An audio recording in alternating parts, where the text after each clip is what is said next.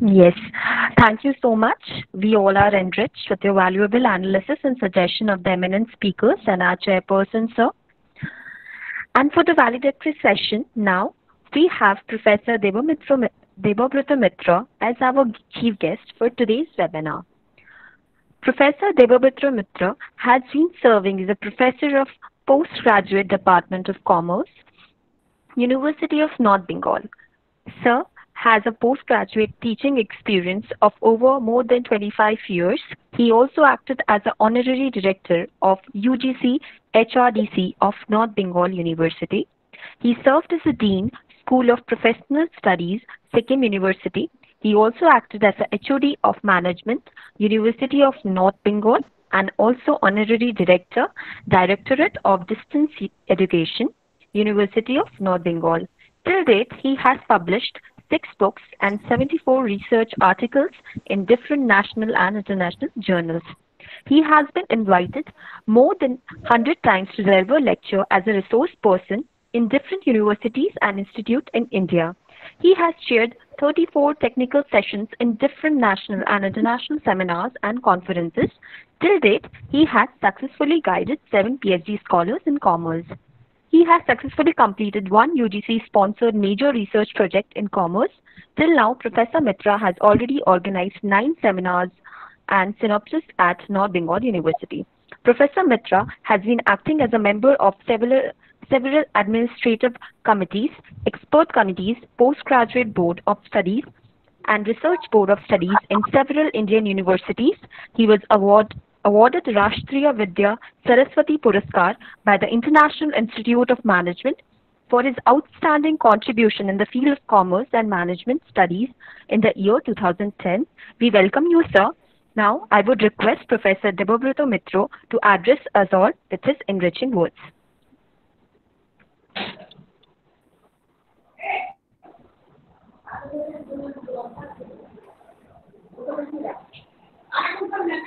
Hello, Professor Debabrata Mitra is present.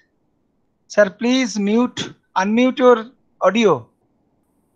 Sir, Professor Mitra, yes. Can you listen to me now? Yes. Okay. Very good afternoon.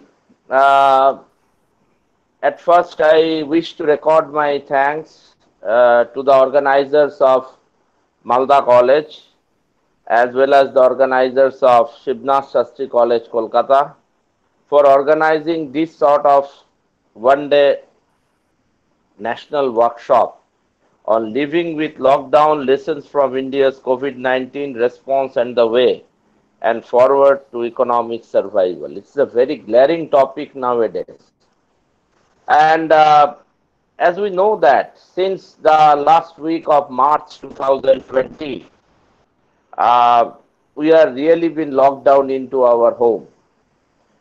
Economic activities of our country came to a standstill, and overall everything, all sorts of actions, initiations, both on the part of the government as well as on the part of the private entrepreneurs, they were almost being stopped all over the country. Before going into the financial implications, I will concentrate on the financial implications of COVID-19 with special reference to India. Before going into that, I'd like to highlight the changes which the COVID has made, or COVID has changed our societal, to some extent cultural phenomena, as well as our teaching pedagogy, which is supposed to be worse affected in this post-COVID scenario too.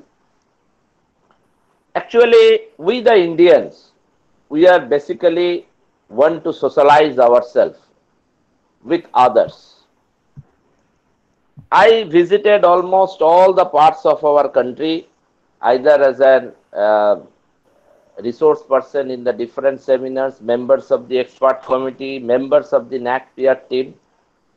Whatever the parts of our country I went, I observed that basically Indians, though there is huge diversity, whatever I was listening to the deliberations in the last technical session. But despite of this sort of deliberation, they are friendly. They want to make friendship with others. And they accept their guests just like God. But this situation has got changed, sea change, whatever we have seen during the last 2-3 months, 3 months possibly. And we are, though these words were there in the dictionary, like social distancing, physical distancing, but actually we are not accustomed with this sort of things beforehand, as a result of which some new era has generated. And I don't know how long this situation will persist and whether we will at all be, it will at all be possible for us to go back to our old position, go back to our old customs, go back to our old habits, go back to our own culture. I think it would not be possible. Similarly, this COVID-19 has brought a sea change in the teaching pedagogy also. If we consider the Gurukul Shiksha, there was a direct interaction between the teachers and students. The students at their very childhood days, they used to go to the Guru's house and get the teaching from the Gurus. This was the Indian parampara. But nowadays, even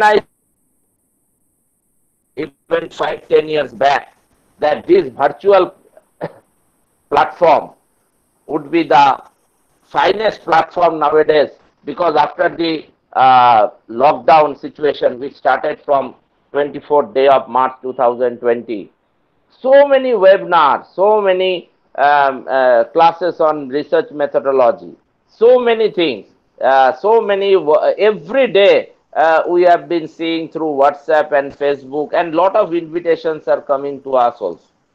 And probably you are also getting the invitation. And naturally, the system of chalk and talk method and the old pedagogy of teaching has also been, is going to be replaced to some extent by this virtual methodology of teaching pedagogy. And there is no doubt in it that the eating and teaching, this cannot be stopped under any circumstances and situation. So rather the situation has compelled us. We have not taken it on our own. In our university, we have got virtual classroom and all these things, but we are not supposed to use it. We are not been accustomed with the using, and lot of teachers even do not know. I can tell you frankly that how to use this technology in a very befitting fashion. But I think that this COVID-19 will definitely compel us, or rather force us, to accept this new pedagogy of teaching in the days to come. But I am not favoring the replacement of this old system by this new one. Otherwise, we do not have any compulsion. Because even after it is expected that our colleges and universities would be open in our state. So far the knowledge goes that from the month of July. I think that even after the opening and even after maintaining of social distancing in the classroom, in the examination hall, I think that it would be difficult on our part, definitely, to maintain it. Because it is a country where in the classroom there are around 100 students. Some in classroom there are 200, 250 students in the colleges. We are very populous college. How can it be possible for them to maintain the social distancing? It is a very challenge, newer challenge in front of the administrator of education, of higher education in this present context, not only in West Bengal, but also in India also. And not only in India, because in all over the world also we have been using the same pedagogy. This pedagogy is supposed to be used to come out from this crisis. Otherwise, imparting of knowledge would be stuck to a certain extent. Examination reforms will also have to be done, I think. And lot of universities in our country, they have started thinking of taking online examination. I don't know whether that system would be at all fruitful or not. So we are changing our old system by the newer one. This is one of the major effects of COVID-19 on our education in general and higher education in particular.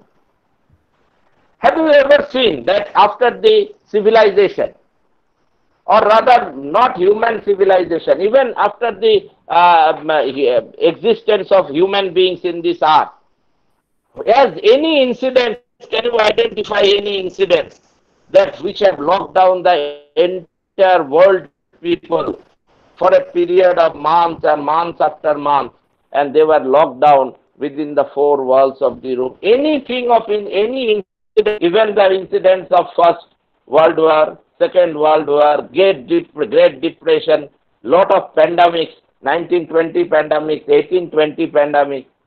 But this is the situation which have ultimately locked the entire more than 200 countries. They have locked down, they have been forced to lock down their people within the four walls. So as a result of which, a lot of changes are supposed to be expected, not only in case of education, but also in the field of society, in the field of our culture, and in the field of other aspects also.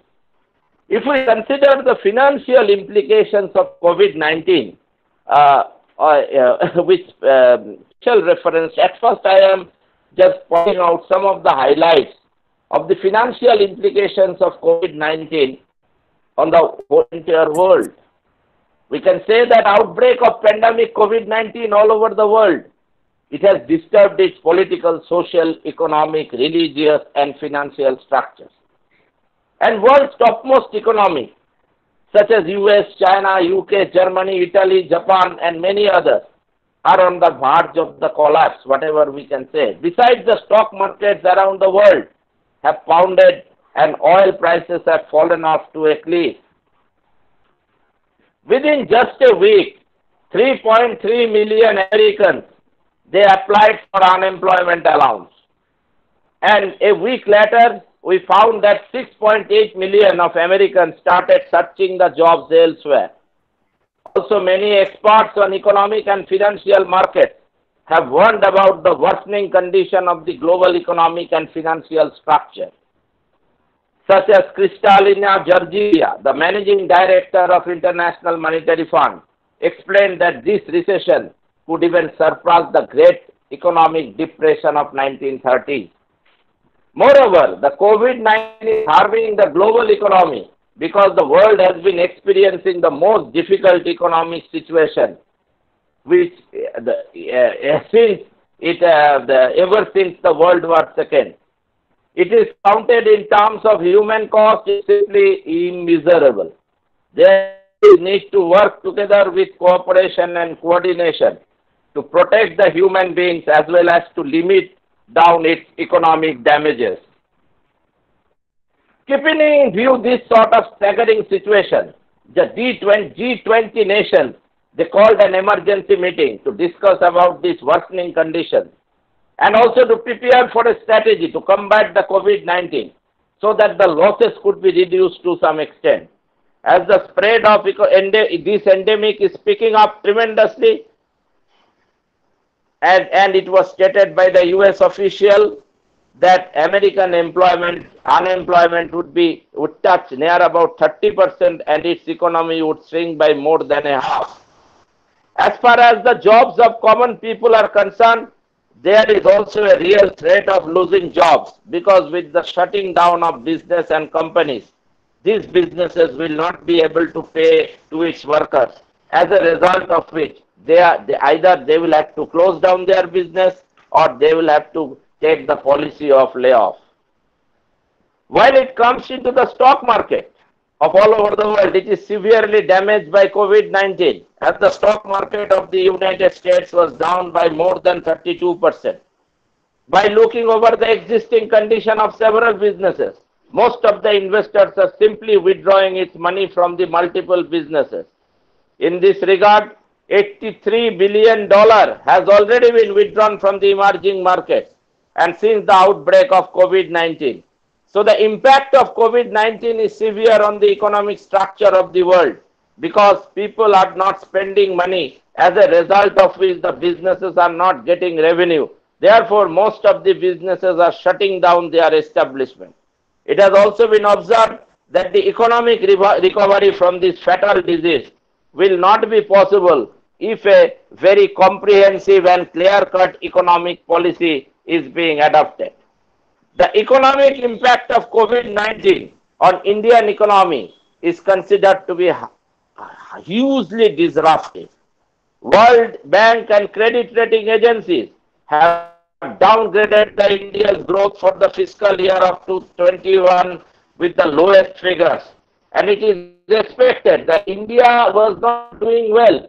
Even if we go on the GDP, the growth of our GDP, it was almost fallen down to around 4.2%. But before COVID scenario, and this is supposed to get a negative, it is minus GDP, the contraction of GDP may take place in the incoming year, that is in the ensuing year 2021. The former economic chief advisor of Government of India has said that India should prepare for its negative growth in the financial year 2021 and that the country would need near about 70 lakh crore of rupees. It will act as a stimulus fund for overcoming this crisis.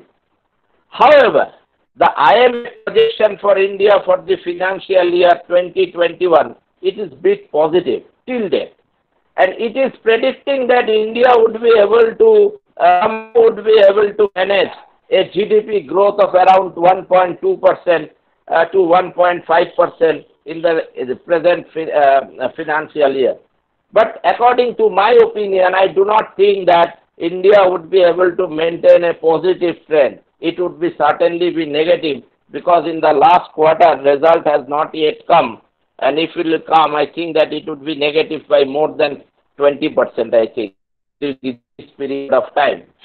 And within a month of, just to see that within a month, from 15th March 2020 to 19th April 2020, the unemployment in India rose from 6.7% to 26%. During the above period of time, it was estimated that around 14 crores of people, mostly engaged in the informal sector, will have either lost their job or they will lose their job soon.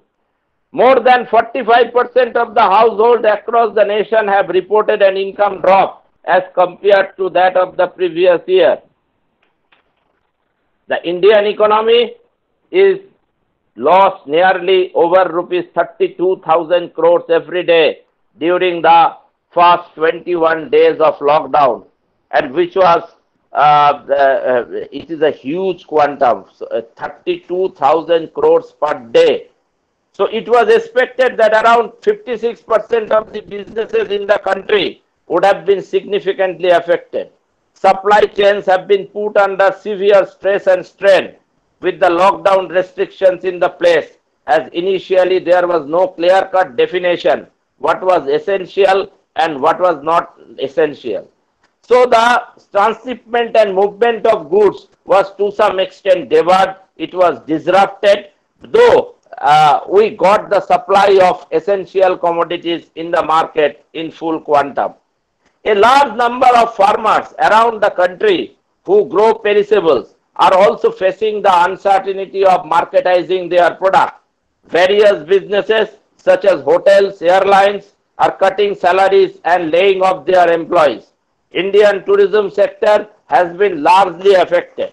As a result of nationwide lockdown with no travel possible, the tourism industry of our country has been badly hit. The Indian tourism and hospitality industry is starting at a potential job loss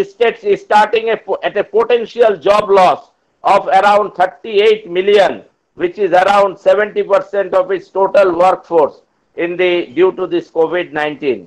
And if this trend continues, it will be a setback for national employment. And this tourism sector accounts for 12.75% of total employment of our country, in which 5.56% are directly involved and 7.9% are indirectly involved with it. Over 87 million people were employed in the tourism industry in the year of 2018-19, according to the data received from the official website of Ministry of Tourism, published in its annual report of 2019-20. According to the data, the travel and tourism sector generated 14.1 trillion in 2016, which is the world's 7th largest in terms of absolute size, and the sum is equivalent to 9.6% of the India's total GDP. Major companies in India, such as Larsen & Toubro, Ultratech Cement, Grasim Industry, Aditya Birla Group, and Tata Motors, have temporarily suspended or significantly reduced their operations. Young startups have been impacted as funding has fallen. Fast-moving consumer goods, that is FMCG products, producing companies in the country have significantly reduced its operations and are focusing on producing the essential goods. The behavior of the Indian stock market have been extremely volatile. The stock markets in India had suffered the worst in the history on 23rd day of March, just after the starting of, on the next day of our Janta curfew, that is 23rd day of March 2020, Monday it was, and where the overall Sensex fallen than more than 1,662 points, and which is considered to be the highest fall down during the last 5 years in its history. Naturally, there was a huge loss on the part of the investors who invest their sum in the stock market. But within a period of just 2 days, that is on 26th day of March 2020, just 2 days after starting of lockdown, we can say that there was a jump in the Sensex and Nifty, and they have got the biggest gain, what they have gained in the last 11 years. And it increased the value of the net worth of the stock to more than 4.7 lakh crores of rupees. So it was absolutely the nature of the stock market, the behavior of the stock market became absolutely volatile during this period of time. And for the purposes of coming out the situation, the government, you know that it had announced a package of 20 lakh crores of rupees. Though, and it was actually declared by our finance minister in the different stages, just highlighting some sector, starting it from the first package to the end of the fifth stage of packages. Different sectors have been highlighted, different sectors have been given importance, but I am a bit apprehensive about how far this benefit would reach to the marginalized section of our country, marginalized people of our country. There is some sort of apprehension. But two good things it has done. One is direct transfer of rupees 500 per day per month for 3 months to the 20 crores Jandhan account, lady Jandhan account holders of our country. That is a direct transfer. Another one is supply of Ujala gas for the next 3 months to those women who fall below the poverty line, and that has been ensured by our government. And naturally, the supply and distribution system, giving of 10 kg of rices, and these things have no doubt is a very good step at that time on the part of the government to help the marginalized people to come out from this sort of crisis. Now, in order to come out from this crisis, the Reserve Bank of India also announced a number of measures and a number of economic relief measures for the poor, were announced by the RBI, and that was also totaling more than 170,000 crores of rupees. Reserve Bank of India also announced a number of measures which would make available rupees 3,74,000 crores to the country's financial system. Meanwhile, central government has released more funds to the state for tackling the coronavirus, totaling an amount of rupees 28,379 crores. The World Bank and Asian Development Bank have approved the support to India to tackle this coronavirus pandemic. Now, if we analyze the sector-wise impact on the economy, we will find that our chemical industry, our auto industry, our electronics industry, and foreign trade, that to some extent has been worstly affected due to this coronavirus crisis. Now, when we are economy, there was at first, whenever Prime Minister was stating about that Janta curfew and subsequent 21 days first stage lockdown, the importance was given to lives, because we have to choose in between lives and livelihoods. And he said कि अगर जान है तो जहान है. That means if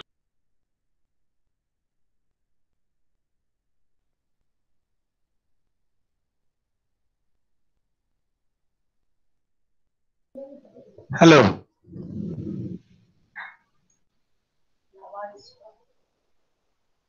Hello. Yes.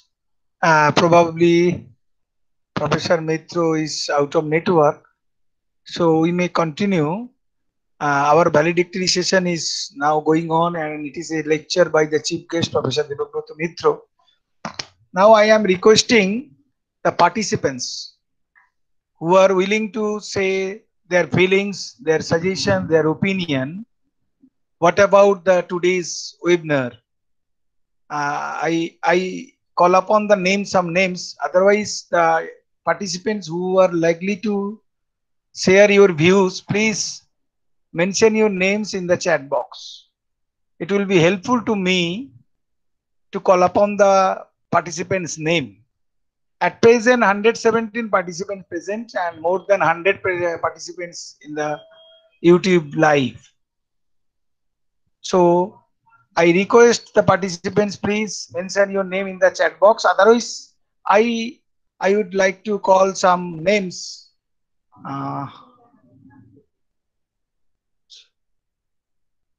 Anyone else?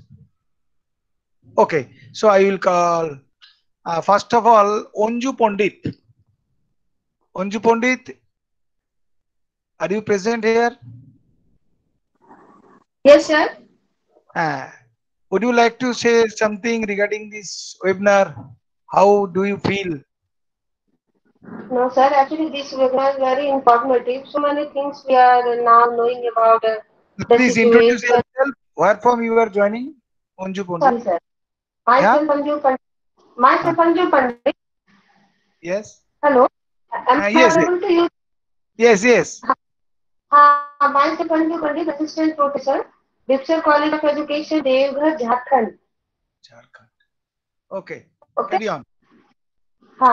Sir, my thoughts and views related to this webinar are, it is very interesting and also informative sessions.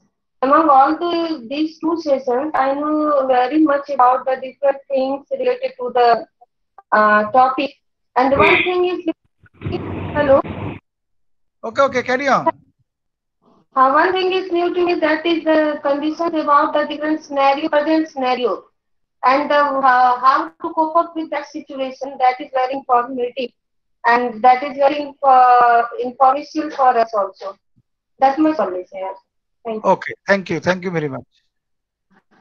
I will call Somu Banerjee or any other teachers from the Shivnath Shastri College.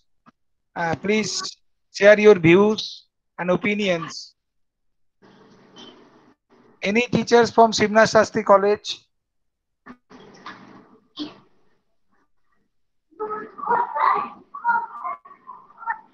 Now I am calling upon Dilip Hazari. Would you like to say anything? Dilip Hazari. Debesh গুপ্ত, দেবজ্যোতি দে, দেবাশিস বিশ্বাস। Hello, sir. Devjyoti, sir. Okay, Devjyoti, please. Sir, I'm an assistant professor of J.D. Birla Institute. Sir, the session was very good. I was there in both the session. It was very good session. So one thing I wanted to share that the laborers, those who are going outside of the state, we are using the word migrant laborers. I have asked the question as well, but I don't think that the migrant labor should be used. The proper term should be interstate worker because they are working in the same country. So that is my view. And other than that, sir, it was very good session and it enriched our knowledge. Okay, okay. Both the sessions. Thank you. Actually, all we are migrant. No one the migrant, especially not migrant. So it is a name of the social media, a negative way. So, any other?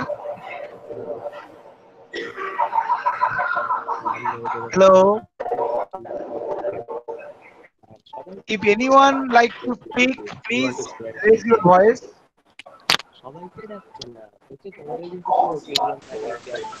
Okay, otherwise, Yes, sir.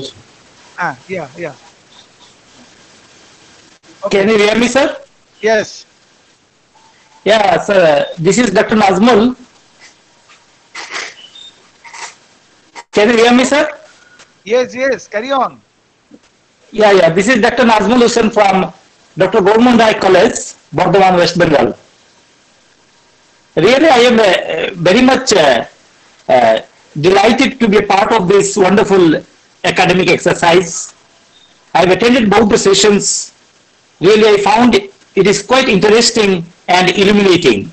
Since morning, from Professor Duguranjan Dandapat to Subhashis sir, almost all the speakers, they delivered in a wonderful fashion. Really, many of our doubts got clear from these sessions, and I wish a grand success of this webinar. And I request to the organizer, if you organize such kind of webinar in the days to come, do inform us through our email or any other means. Thank you, all of you. Thank you. Now I am calling upon Rupkatha Mukherjee. Rupkatha Mukherjee.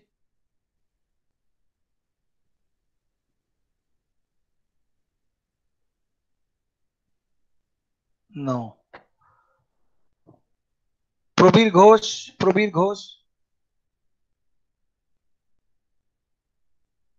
Hello. So I request Dr. Gautam Ghosh, the HOD Department of Commerce, Malda College. Please deliver your vote of thanks.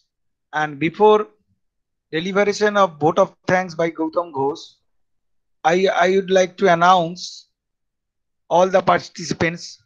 We will just share the feedback link. Please fill up the feedback link properly, and after filling this feedback link, you will get the certificate within 7 days. After verification, all the registration details and the presence in this seminar, we will proceed the certificate. So don't worry, if you do not get any certificate within 7 days, then you will mail us. Okay, so don't worry regarding the getting of certificate. If you fill this feedback and if you present in this seminar, if you register, you will obviously get your certificate. So thank you.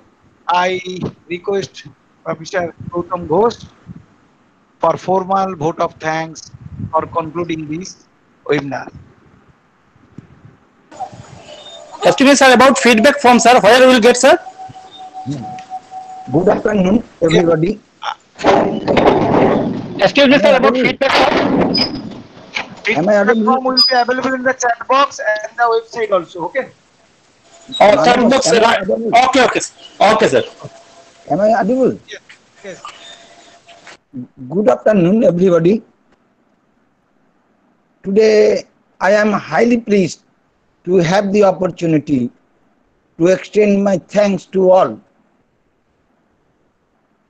I would like to extend my heartiest thanks to Dr. Runa Bishwas, Principal, Shivnath Shastri College, Kolkata, Dr. Manos Kumar Vaidya, Principal, Malda College, and Dr. Shaumo Banerjee, Faculty Member,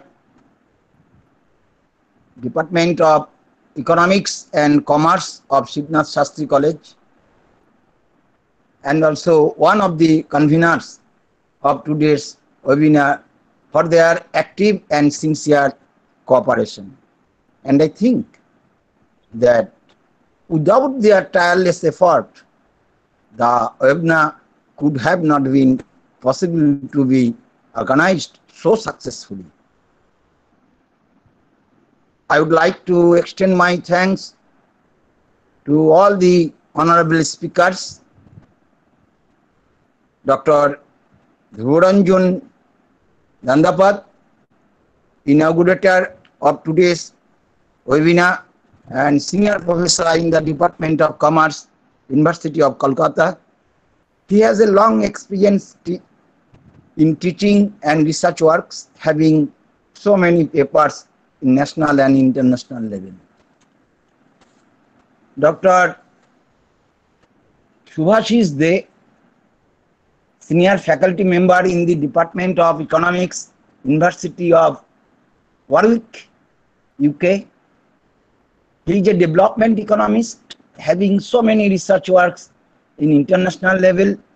He is sometimes found in Anandabazar Patrika in op-ed articles.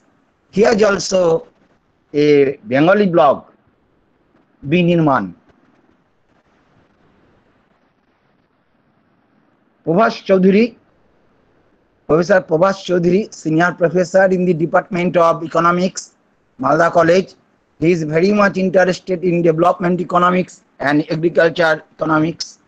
He has many articles in development and agriculture economics. Dr. Gautam Bhaumik, faculty member of the Department of Commerce and also the chairperson of the webinar. Dr.